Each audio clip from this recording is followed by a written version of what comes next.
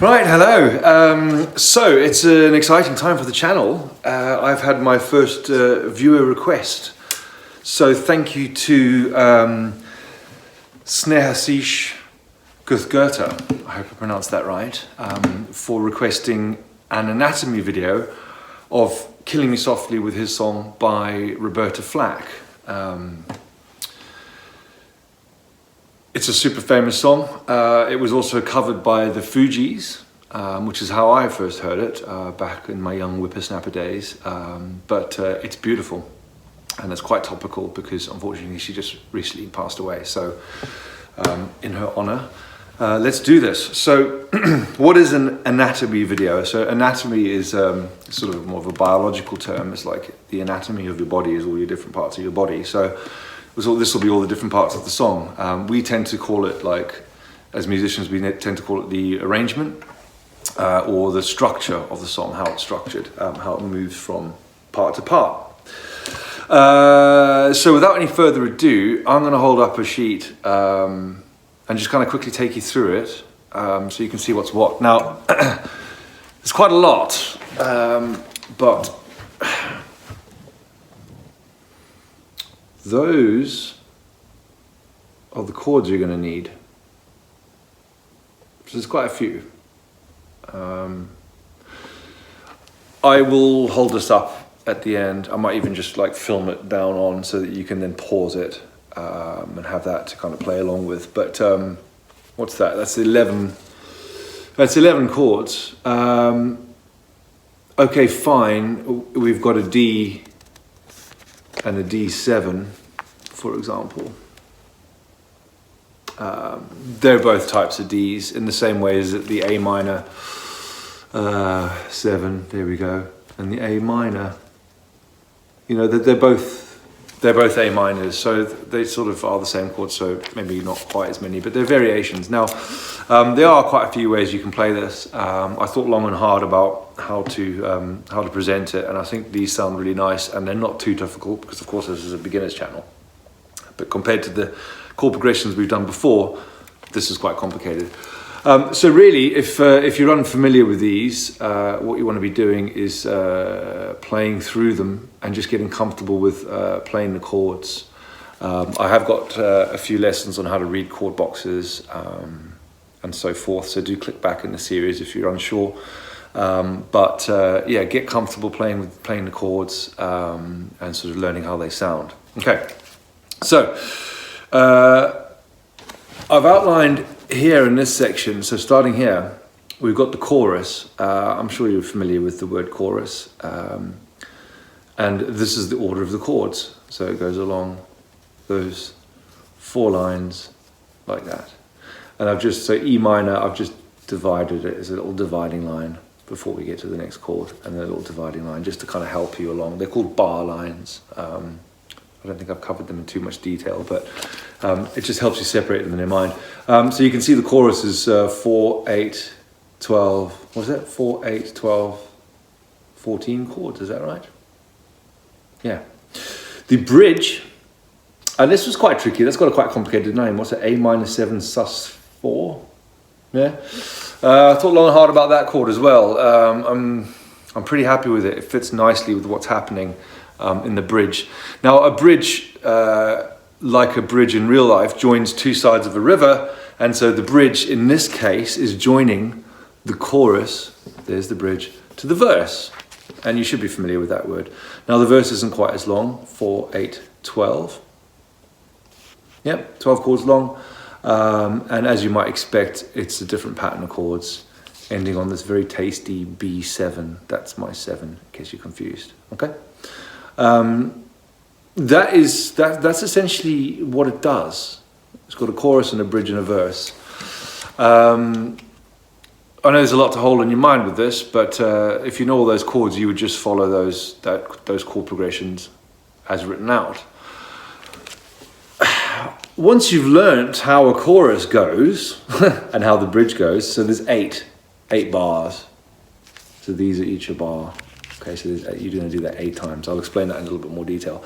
And then once you've learned how the verse goes, you can then group it even further in your mind to the structure. And here we go. The chorus serves as the introduction. So the chorus is played, then the bridge is played, and then you've got verse 1, then chorus, then verse 2, and then a chorus, and then verse 3, and then a chorus. And then there's a bit where she's singing la la la la la la. That is using the chorus to play it. So you'd play the chorus again, and then at the end you've got the chorus that played twice in a row, right? And you're going to be ending on the E chord, which is where the chorus ends. Okay, so there's quite a lot going on. As a musician, what we tend to do is we'd learn the chorus and all the chords, and then we just clump that in our mind as one thing. And that's where the structure comes part, the anatomy bit. So there's a lot of work being done before that, because you have to learn how to play all the chords, you have to make sure all the chords sound correct, you have to learn their order, and you group them into these, in this case, chorus, bridge, and verse. Other words are available, of course. And then you would then follow that structure, or the anatomy, or the arrangement, how the song's arranged. Now, again, I thought long and hard about a nice strumming pattern. There it is. There's the strumming pattern. I will demonstrate that. You've got your down and your up, down and up cymbals, and then I've written it out in musical notation just to help you visually hear what's happening. But essentially, what you're going to do is you're going to use that strumming pattern for each bar or each chord. So you're going to using an E minor, you're going to play that. Using an A minor 7, you're going to play that. Using a D7, you're going to play that. A G, and you're going to play that, and so on. Okay, so when we see ×8, okay, you're going to use that chord, and you're going to play that 8 times in a row. Okay, and I've just noticed I haven't actually written that chord up here for you. I will do that. I'll do that now. Right, I'm back.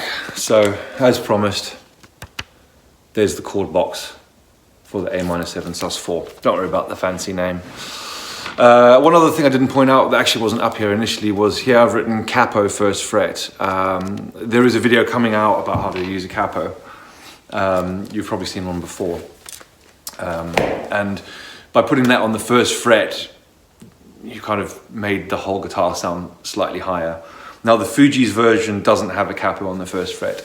And in fact, in the verse bits, there isn't any guitar playing, but if you were to play along with the verse bits, you'd be using the same chords. They just aren't played, they're kind of implied. Okay, so yeah, capo video coming soon, but this is a capo. There are other places you can find out how to put these on, but it's not essential. If it's not that difficult. You are clipping it just behind the first fret. Okay. Now, please don't worry if you don't have a capo, because it's going to sound awesome without it. You just might not be able to play along with the song. But then, as this is a beginner series, I'm assuming you're just going to be starting to learn this anyway, so you may not be able to keep up. And I think that's the biggest thing, is keeping up. So that strumming pattern that I've written down there for you, down, down, up, up, down. Okay. And again, I've done some lessons on strumming, just some basic stuff. So have a click back and look at those if you need to. But you're going to be going, yeah.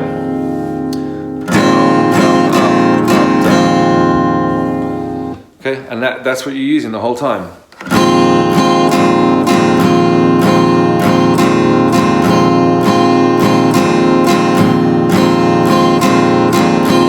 I'd spend some time getting comfortable with that.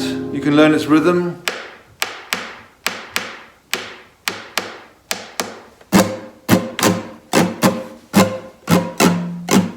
Okay, so I'll give you a quick play. I'm not going to play the whole thing for you, but here is the chorus.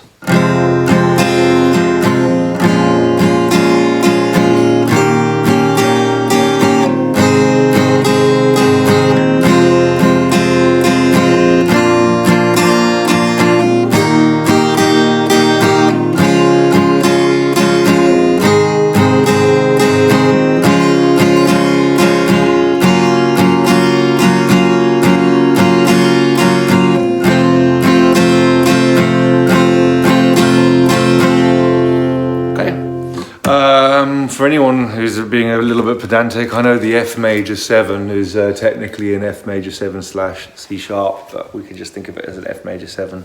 It's a nice variation on the chord and is easier to play than an F. Right, so don't worry what the 7s mean, don't worry what sus4 means or anything like that. They're just labels for different chords. They just have different sound quality to them. I'll quickly demonstrate the bridge for you. So we're doing that 8 times. So it's the same thing 8 times. So there's the chord here. Second time, third time, oops, fourth time, fifth time, sixth time, whoops, seventh time, eighth time. It's quite hard to do, talk and play. And then you're going to be swapping to the verse, which sounds like this.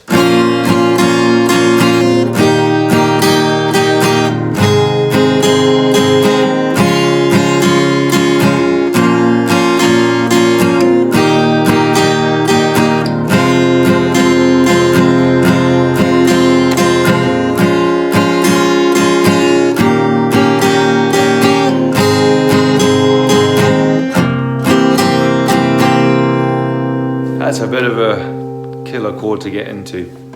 Some people like to play it without the pinky. It does also sound pretty sweet. Slightly changes the nature of the chord and its name, but there we are. Now you can see I was looking down at the music because I haven't learned the chord progression yet. But obviously once you've learned the chords, then you can learn the chord progression and then you can learn your structure and so on. So, seems quite simple. It's not especially easy. I'll hold it up for you so that you can maybe. I know I said I was going to do something different. Hold on a second. Okay, I'm going to film this both ways because I'm not sure how this is going to work. Because I suppose I should have done the written it out in landscape. So we'll try both.